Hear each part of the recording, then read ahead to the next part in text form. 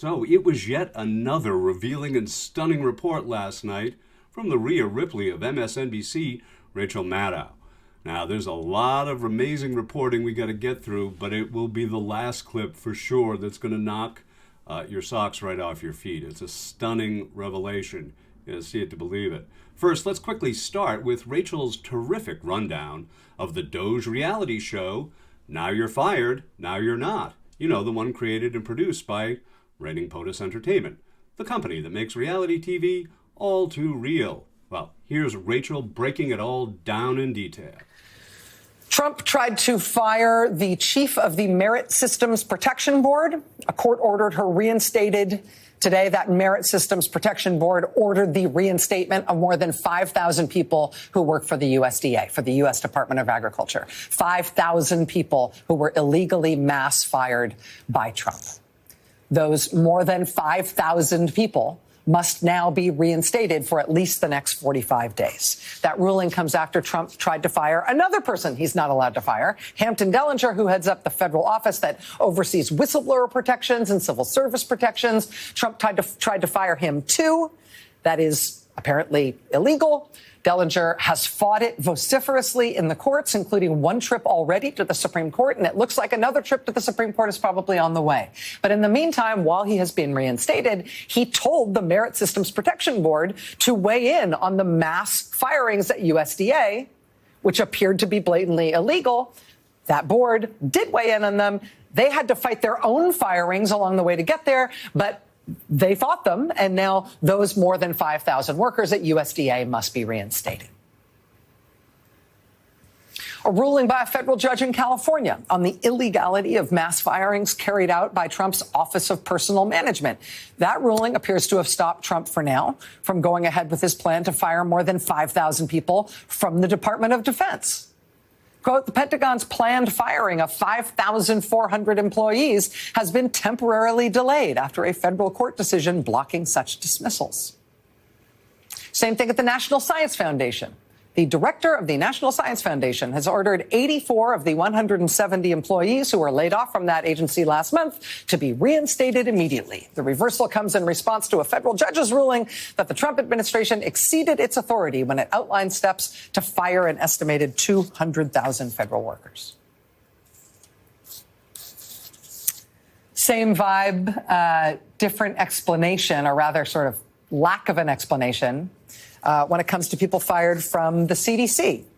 Quote, emails went out Tuesday to about 180 CDC employees who got termination notices last month. A message was sent with the subject line, quote, read this email immediately.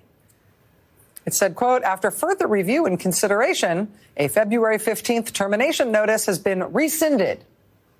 Employees were told they were cleared to return to work today, Wednesday. Quote, you should return to duty under your previous work schedule. We apologize for any disruption that this may have caused. Associated Press notes, quote, the CDC is just the latest federal agency trying to coax back workers soon after they were fired. Similar reversals have been made among employees responsible for medical device oversight, food safety, bird flu response, nuclear weapons, and national parks. So military flights for deportations? No. Sending random immigrants to Guantanamo like they're al-Qaeda or something? No. Firing the guy who's in charge of whistleblowers? No. Firing the Merit Systems Protection Board? No. Firing 5,000 people at USDA? No. The firings at the National Science Foundation and the CDC and the fricking Pentagon? No. No.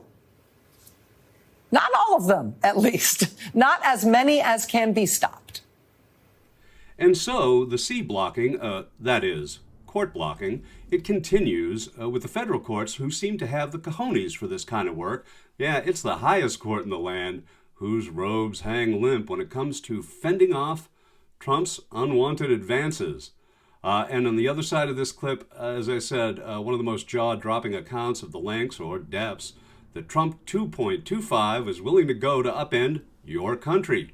But first, Rachel's deep dive on the feet-dragging found below the robes of Leonard Leo's Supreme Court. And unsigned, mealy-mouthed, mild-mannered, seemingly deliberately obtuse and confusing little ruling from the United States Supreme Court. That I mentioned it was unsigned, but it nevertheless did brush Trump back. Supreme Court today allowed to stand that court ruling we covered here last week, in which Trump was ordered to restart foreign aid funding that was approved by law that he had nevertheless illegally stopped. That federal judge had ordered Trump to restart that funding. Trump had not done it despite the judge's order. Then last week on Wednesday, that judge issued a motion to enforce, to compel the government to actually follow his order and restart that funding. And that deadline for them to restart that funding was Thursday at midnight. Thursday, just before midnight, Trump rushed to the Supreme Court to try to get them to rescue him from that deadline. And they did say they would consider it. They considered it Friday midday. And then they sat on it Friday night, Saturday night, Sunday night, Monday night, Tuesday night. Who knows? Maybe they were waiting till Trump did his State of the Union thing last night. But then this morning, after the State of the Union, they slid this thing under the door.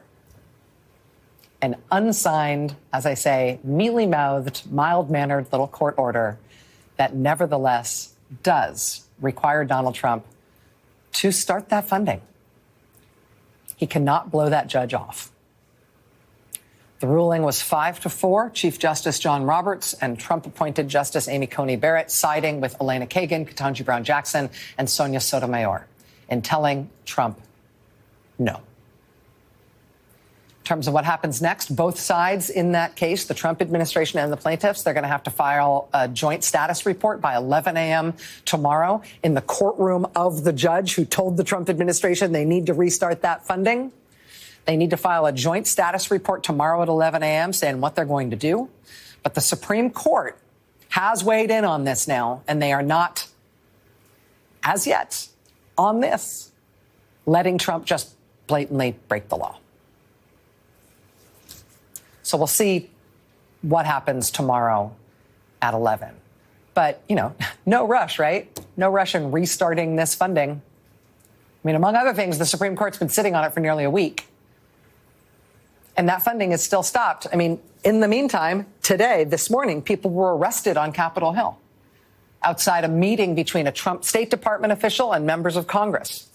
These people got arrested protesting the fact that HIV treatment still isn't restarted, even though the Trump administration keeps saying that that's one of the things that they agree shouldn't be cut off, and they agree that should get a waiver, and they agree that funding should be flowing. It's not fun. It's not flowing. It's not happening. And so these people today were on Capitol Hill, engaged in civil disobedience, getting arrested to try to get that funding pried loose, to keep people alive. Now, as promised, here's that doozy of a clip from Rachel Maddow last night. It's the capper in her report on the incompetence of Trump's unapologetic short selling of America as you knew it. Also this one today.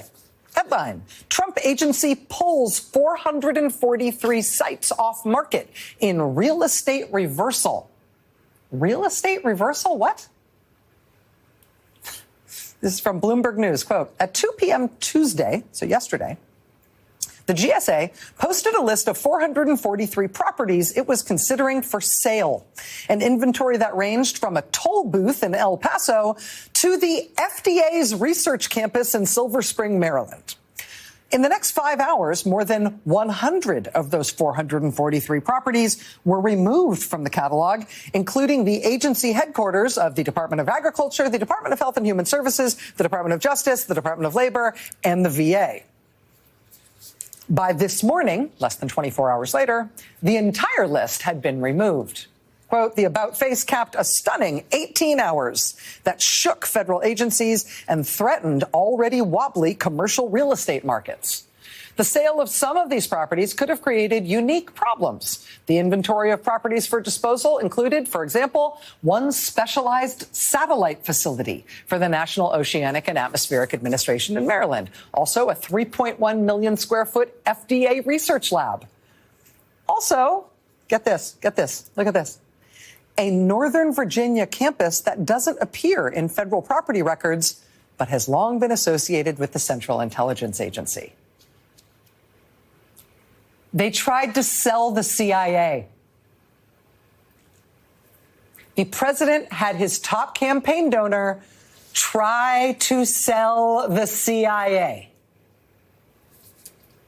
And the headquarters building of the Department of Justice, and the headquarters of the VA, and the specialist satellite facilities without which we cannot have, I don't know, weather forecasts. They tried that yesterday, and then, oops, pushback. Who could have expected? And so then today, less than 24 hours later, they took it all back. They took them all down. Boy, policy-wise, talk about weaving. The last few weeks, it's been like being a passenger in a car Rudy Giuliani is driving after a night of martinis and hookers. Wow! All the networks! We have to forget about the law! And unfortunately, every day now is the morning after.